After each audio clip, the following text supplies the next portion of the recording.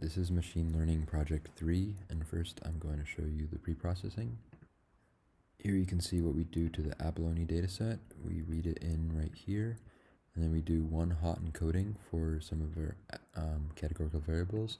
The female, infant, and male are converted into 0 and 1 values, and so you can see that the male right here was converted into 0, 0, 1, and then the female right here was converted into 1, 0, 0. Then we do normalization, so that scales the attributes from 0 to 1. Then we shuffle it. Then we also, for the abalone data set, we convert it. We take the classes and then we join them together to make classification more simple. So we bin the classes together. So these classes right here are in the first bin, and these are in the second, and so on. For the car data set, we do scaling of the attributes.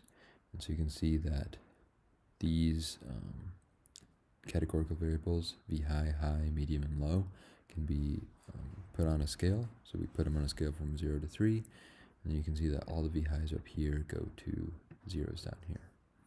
We also scale the classes in the data set. So we look at every class that is a string and then just convert it into an integer.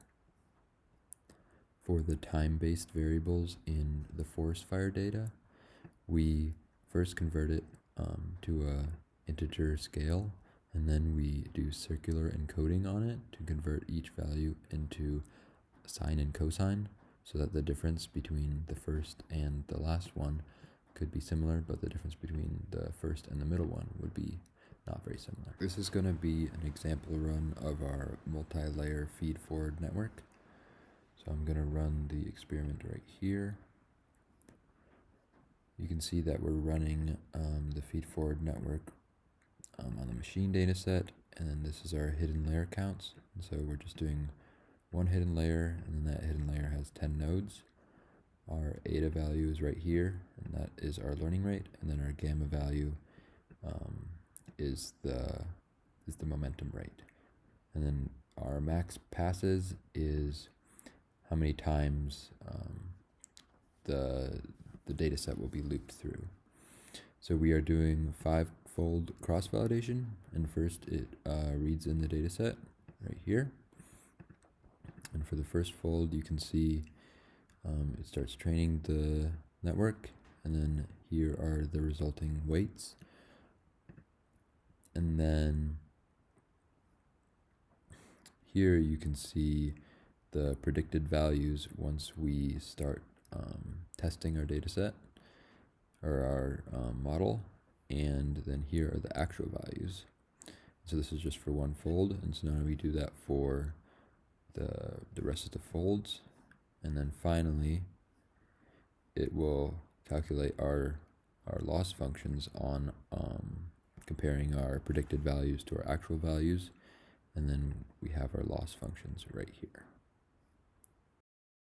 Now I'm going to show an example run of our RBF network. So I click run right here. What we can see is first we have to read in our centers, the locations for the RBF networks. And so for this one, we are doing k-means. And so it's going to read in our k-means data. That has 21 records. And then we also want the standard deviations, which is what we use for the widths of the RBF functions. And then so now we start doing the cross validation, five-fold cross validation, and we read in our data set that we're going to use. And so now we're going to start training our classification RBF network. So these weights right here, these are our initial weights, and then these are the converged weights right here. And then you can see when it's analyzing them, it comes up with a set of predicted values and then the set of actual values. And so it does this for the rest of the 5 folds. And then at the very end, it takes the averages of all of the loss functions, computes that right here.